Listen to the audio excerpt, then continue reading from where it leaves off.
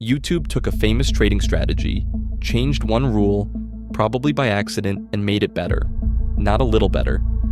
The changed rule is worth plus 0.4 R per trade, and that single edit is the difference between the inventor's version, which lost money in our test, and the YouTube version, which didn't. We ran both versions through the same 7,592 trade setups. Same charts, same scoring, no opinions. In the next 10 minutes, I'll show you the strategy, the one edit that saved it, and the 4 sacred rules that, measured, did absolutely nothing. If you trade fair value gaps, the ending changes how you enter every single one. First, the thing itself. Because we explain everything on this channel, a candle shows the price range of one slice of time. When the market moves so fast that one candle leaps clean past the one before it, it leaves a hole. A stretch of prices nobody got to trade at. That hole is called a fair value gap.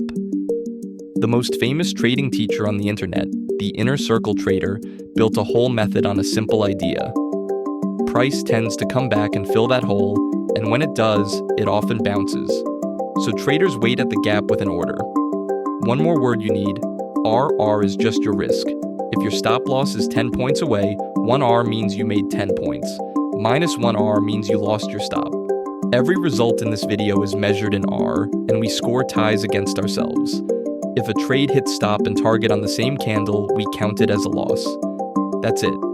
You now know everything required to follow the rest. Here's where it gets fun. The inventor teaches one version of how to trade these gaps. YouTube, 20 million views later, teaches a noticeably different one. Same name, same gap, different rules. The remix kept some rules roughly intact.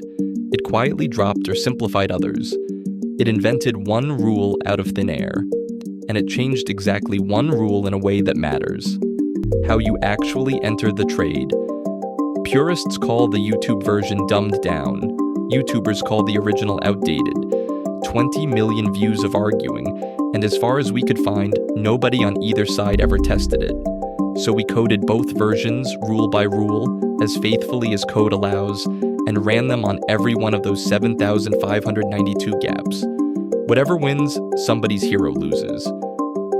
The edit that decides everything is the entry. The original says, be early. Park your order at the middle of the gap and let the market come to you. No waiting, no permission.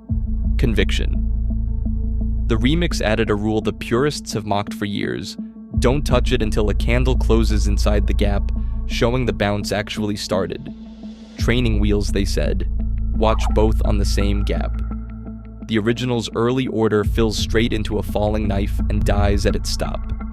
The remix waits one candle, sees the close, enters later at a worse price, and lives. Now the same comparison across every gap in the test. Early entry, minus 0.38 R per trade. Waiting for the close, slightly positive. The waiting rule is worth plus 0.4 R per trade. That is the largest number we have ever measured on this channel, and YouTube added it to the original. The telephone game's most mocked rule is the best rule in either version. So what about everything the remix broke? This is where the data gets rude. The liquidity sweep. The idea that before the real move, price first spikes through an obvious low to take out stop losses. The most ICT coded concept there is, and the remix dropped it. We put it back.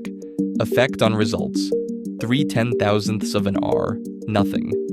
Displacement. The demand that the move creating the gap be violent and dominant, not just any candle. Measured, nothing. Kill zones. Only trading the New York morning windows. Nothing. Buying only when price is cheap in the lower half of its recent range. Nothing.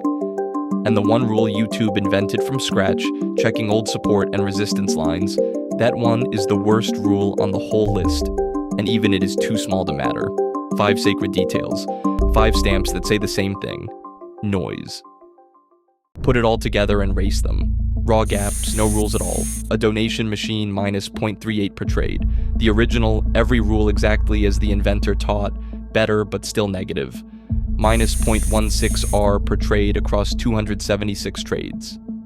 The remix, the simplified YouTube version everyone mocks, slightly positive. The remix beats the original by 0.17 R per trade, and you already know where all of it comes from. Not the sweep, not displacement, not the windows. One edit, wait for the close.